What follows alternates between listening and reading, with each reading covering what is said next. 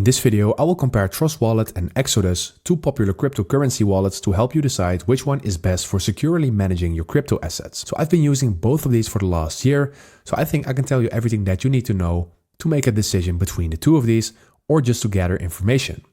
And I will divide this video into certain sections, and I will start off with talking about the platform overview.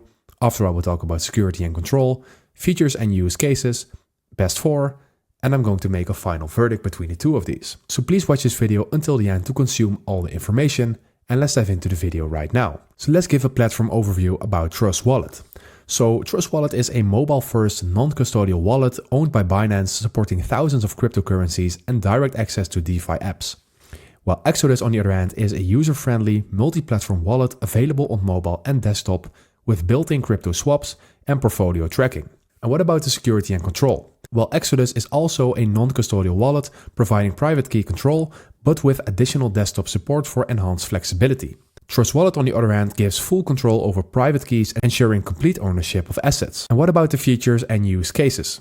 Well, Trust Wallet supports staking, in-app swaps, and a Web3 browser for interacting with DeFi and NFTs. Exodus offers an intuitive interface, portfolio tracking, and integration with Trezor hardware wallets for added security. And I would say that Exodus is best for those who want a multi-device experience with a sleek interface and hardware wallet support. A Trust Wallet is best for mobile users looking for a decentralized wallet with DeFi and staking capabilities. Let's make a final verdict between the two of these. I would say choose Trust Wallet if you prioritize mobile convenience and DeFi integration, and pick Exodus for a user-friendly multi-platform experience with hardware wallet compatibility. And which one do you prefer? Let me know in the comments.